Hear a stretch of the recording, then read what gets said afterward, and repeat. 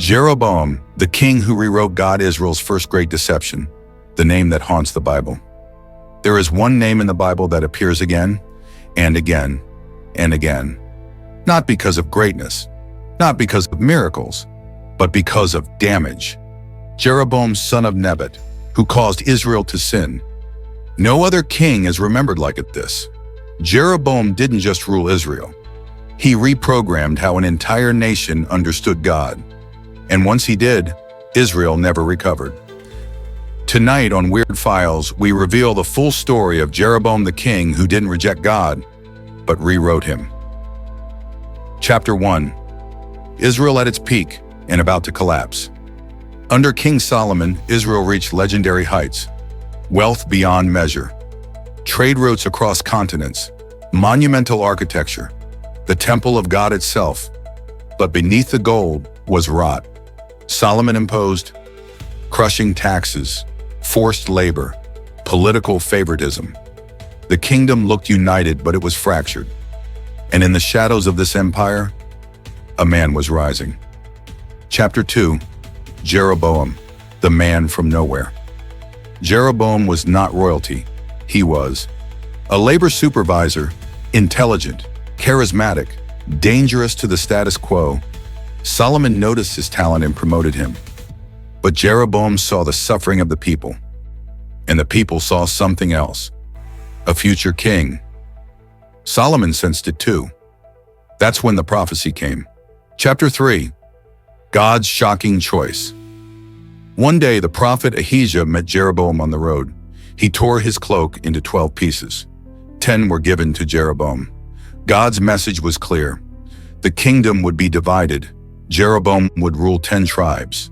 This judgment was against Solomon, but there was a warning. If you obey me, I will establish you.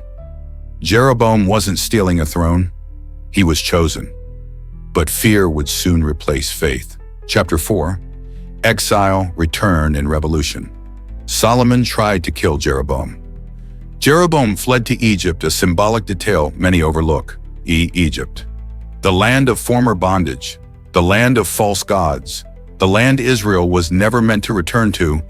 After Solomon's death, Jeroboam returned. The people rebelled. The kingdom split. Jeroboam became king of the northern kingdom of Israel. But now came the real test. Chapter 5. The fear that changed everything. Jeroboam faced one terrifying truth. If the people traveled to Jerusalem to worship, their loyalty might return to David's line, and Jeroboam would lose power. Instead of trusting God's promise, he trusted control.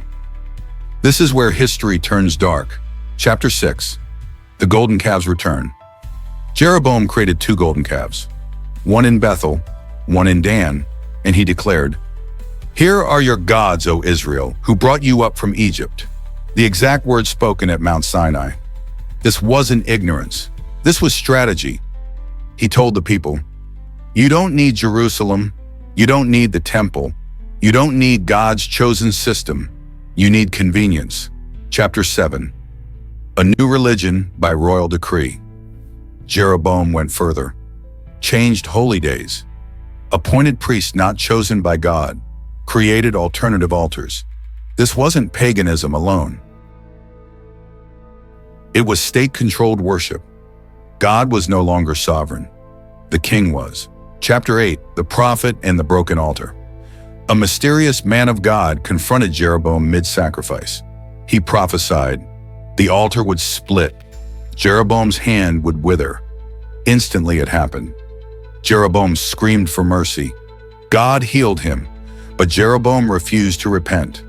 Miracles don't change hearts. Truth does. Chapter 9. The sin of Jeroboam. Every king after him was judged by one standard. Did he walk in the sins of Jeroboam? Why? Because Jeroboam didn't just sin personally. He institutionalized deception. He made lies official. Chapter 10. The fall of his bloodline. God sent final warnings. Jeroboam ignored them. His son died. His dynasty was erased. His name became a curse. The kingdom he built collapsed from within. Final warning: why Jeroboam still matters. Jeroboam's story isn't ancient history. It's a warning. Because the most dangerous corruption isn't rejecting God. It's rewriting him to serve power. Empires fall, kings vanish, but deception echoes. This is Weird Files Uncovered.